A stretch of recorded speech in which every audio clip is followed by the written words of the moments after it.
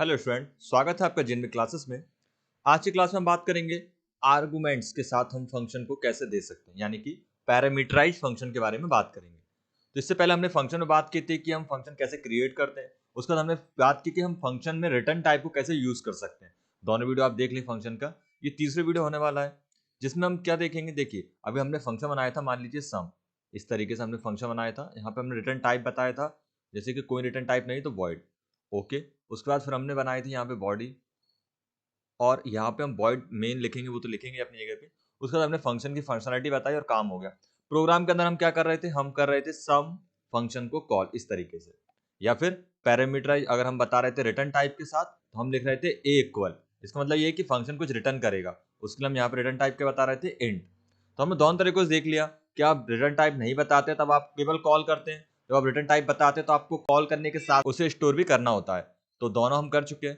तीसरा आज हम जो बात कर रहे हैं वो ये बात कर रहे हैं कि सम फंक्शन को हम कॉल करते समय आर्गुमेंट्स भी दे सकते हैं, जैसे सम कर दो ए और बी का, या फिर सम कर दो 4 और 3 का। समझ में आ रहा है आपको? यानी कि हम जब वैल्यू दे रहे हैं सम, तो उसे आर्गुमेंट भी पास करेंगे कि हमें किसका सम करवाना है। यहाँ पे लेकिन हम आर्गुमेंट पास नहीं कर पा रहे, तो एक लिमिटेशन बन जाती है यहाँ पे। बट ये भी यूज होता है और ये भी यूज होता है। तो पैरामीटराइज फंक्शन कैसे बनाते हैं आज उसकी बात कर रहे हैं। तो चलिए बिना टाइम वेस्ट के शुरू करते हैं इस वीडियो को। तो पैरामीटराइज फंक्शन बनाने के लिए सबसे पहले आपको लिखना पड़ेगा हैज इंक्लूड जो आप लिखते हैं। उसके बाद आपको लिखना पड़ेगा यहाँ पे वॉइड। अगर आप नॉन पैरामीटराइज फंक्शन बना रहे हैं या पैरामीटराइज फंक्शन बना रहे हैं तो रिटर्न टाइप आप दे भी सकते हो, नहीं भी। मैं अभी नहीं दे रहा हूँ, आप एक बार रिटर्न टाइप करके भी देख लेंगे या मैं खुद बता दूंगा आपको। तो अभी तो हमने वॉइड लिखा, फंक्शन का नाम मैंने समी रखा। अब जैसे आपको उसका रिटर्न टाइप बताना आर्गुमेंट देने होते हैं, तो ये फंक्शन कितने आर्गुमेंट लेगा उतने वेरिएबल आपको यहाँ डिफाइन करने होते हैं। ठीक है, तो ये फंक्शन कितने आर्गुमेंट लेगा उतने वेरिएबल यहाँ डिफाइन करने होते हैं। मान लीजिए फंक्शन एक आर्गुमेंट लेता है तो आप एक वेरिएबल डिफाइन करें। अगर ये दो आर्गुमेंट लेता है तो दो, तीन लेता है तो तीन। हमारे केस में दो आर्गुमेंट ले रहा है तो इसलिए हम दो डिफाइन करेंगे वेरिएबल्स। और वेरिएबल डिफाइन करने में डेटा टाइप आपको बताना ही पड़ता है, ये आपको पता है। वेरिएबल यानी कि आर्गुमेंट हम किस टाइप से देने वाले हैं, उसी टाइप से डेटा टाइप आपको चूज करना है। तो अभी मैं इंटीजर मान रहा हूं तो इसलिए हम यहाँ देंगे इंट।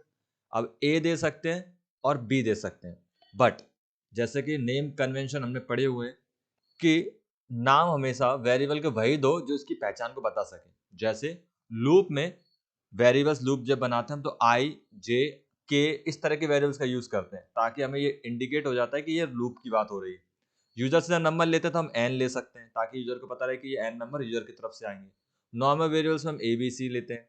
ठीक है, इसी तरह से फंक्शंस के अंदर जब हम पैरामीटराइज फंक्शन बनाते हैं तो लेने को तो हम यहाँ पे मैं भी ए भी लिख दूं, लेकिन सही तरीका जो है वो एक्स ले सकते हैं, ताकि हमें इससे डिफाइन रहे एक्स वाई जेड इस तरह से लिए जाते हैं।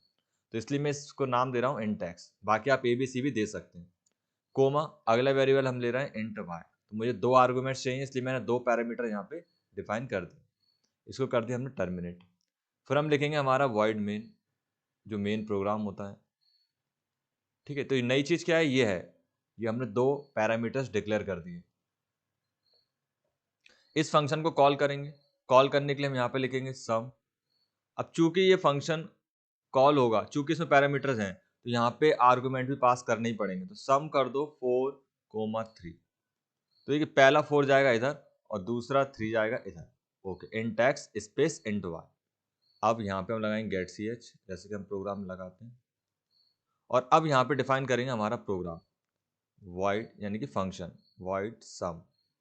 और यहाँ पे भी सेम लिखना होगा जो ऊपर लिखा था, int x comma int y. फिर इसकी बनाएंगे बॉडी। और यहाँ पे ये फंक्शन क्या करता है, तो ये करता है प्रिंट। क्या प्रिंट करता है? प्रिंट क्या प्लस करता है, ये प्लस करता है इन्वर्टेड कोमा %d। ये प्रिंट करता है x प्लस वाई। ठीक है, तो आप इसको ऐसे समझे, जैसे ही हम 4 और 3 देते हैं तो 4 जाता है इस तरफ, यानी x की वैल्यू कितनी हो गई 4, और 3 की वैल्यू कितनी हो गई, जो y। ठीक है, तो y की वैल्यू कितनी हो गई 3। अब ये 3 और y यहाँ पुट हो जाएंगे, तो यहाँ क्या हो जाएगा 4, और यहाँ हो जाएगा 3, और 4 और 3 कितना हो जाएगा 7। तो x प्लस वाई में हमें आंसर मिलेगा 7। हो गया। तो इस तरह से आप फंक्शन बनाएंगे। ठीक है, आप अगर इसको मान लो रिटर्न टाइप से बना रहे होते, मतलब ये फंक्शन प्रिंट करने की जगह रिटर्न करता, तो आपको देखो क्या करना होता। पेन का कलर हम बदल देते हैं तो एक बार समझ में जाएगा। देखिए आपको क्या करना पड़ता है, आपको जो वॉइड लिखा है ना, इसके जगह आप लिखना पड़ता इंट। ठीक है, तो इंट सम इंट एक्स इंट वाई। फिर इसके बाद आपको यहाँ पे चूंकि ये रिटर्न कर रहा है तो आपको यहाँ रखने के लिए एक वेरिएबल चाहिए होता, ठीक है। तो आप यहाँ पे क्या लिखते, यहाँ पे आप पहले वेरिएबल डिफाइन करते इंट ए, फिर आपको लिखना होता ए इक्वल, और उसके बाद आपको यहाँ बीच में इधर लिखना होता क्या, जैसे कि प्रिंट करवाना या कुछ भी, तो यहाँ लिखना होता क्या, प्रिंट है %d, और क्या प्रिंट कर दो ए, ठीक। और फिर नीचे की तरफ आपको यहाँ से भी इंट लिखना होता, और यहाँ आपको प्रिंट एफ नहीं लिखना होता, ये सब नहीं लिखना होता, आपको बस लिखना होता है यहाँ पे इन सब की जगह पे रिटर्न, यानी कि ये सब ना लिख के क्या लिखते हैं, रिटर्न x + y, बस हो गया।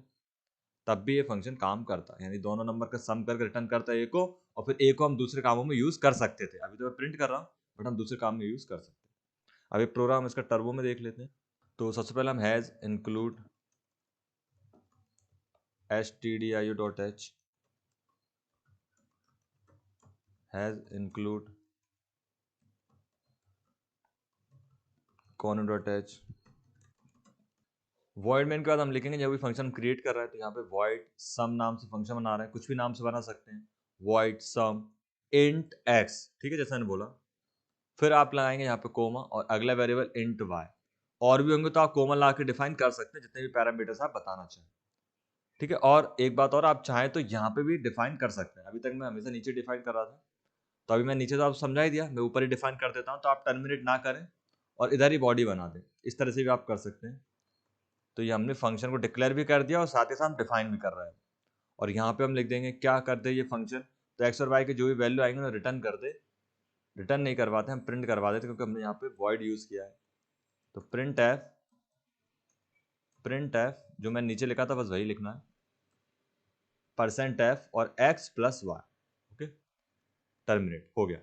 अब वॉइड मेन, यहाँ केवल और केवल फंक्शन को बस कॉल करना है, फंक्शन का नाम है सम, वैल्यू देनी है 4,6, कुछ भी दे सकते हैं, गेट ch, हो गया। तो इस तरह से आप पैरामीटराइज फंक्शन बना सकते हैं, और आप चाहें तो 4,6 ना देने की बजाय यहाँ पे यूजर से भी मांग सकते हैं, प्रिंट एफ एंटर 2 नंबर, मतलब दोनों तरीके से आप कर सकते हो, उसमें कोई दिक्कत नहीं है।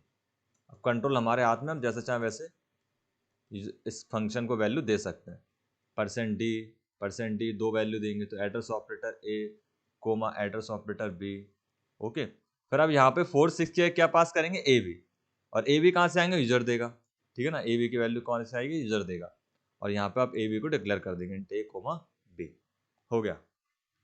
तो देखिए ए की वैल्यू जो भी आएगी वो यहाँ आ जाएगी, और ये वैल्यू कहाँ स्टोर हो जाएगी, एक्स में ऊपर, और बी की वैल्यू कहाँ स्टोर हो जाएगी, वाई में, और x + y प्रिंट हो जाएगा।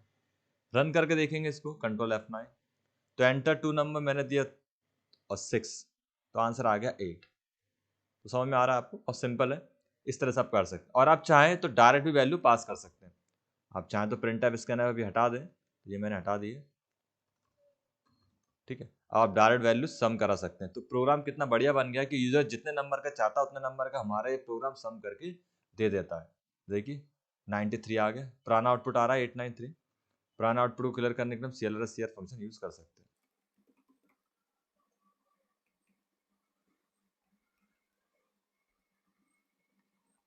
ये बॉडी से बाहर लिखा होगा, इसको अंदर लिख देते हैं वापस से, ओके, रन कर देंगे, देखिए 93 आ गया। तो इस तरह से आप फंक्शन को पैरामीटराइज बना सकते हैं। तो आप प्रैक्टिस के लिए इसे मैंने 2 से बनाया, आप 3 नंबर को सम करने का प्रोग्राम बनाइए, int x int y int z आप लीजिए, समझ गए होंगे आपको क्या करना है, ऐसे x + y + z ही करना होगा, और यहाँ पे आपको 3 आर्गूमेंट पास करने पड़ेंगे। अगर आप 2 पैरामीटर देते हैं और 1 आर्गूमेंट पास करते हैं तो आपके सामने एरर आएगा, ठीक है, क्योंकि ये बोल रहा है कि parameters in call sum int, क्योंकि फंक्शन कॉल होगा 2 से और आप देना है 1, तो एक गलत हो जाएगा क्योंकि डिफाइन 2 तरीके से। तो ये आपको समझ में आ गया। सी लैंग्वेज के अंदर ओवरराइडिंग, फंक्शन ओवरलोडिंग कॉन्सेप्ट नहीं है, यानी हम एक ही नाम से 2 फंक्शन नहीं बना सकते। आपने जो फंक्शन बनाया, आप चाहें तो एक और फंक्शन बना सकते हैं दूसरे नाम से, तो मैंने यहाँ पे नाम रखा मान लो मल्टीप्लाई, तो आप ऐसा भी कर सकते हैं, int x comma int y, ठीक है।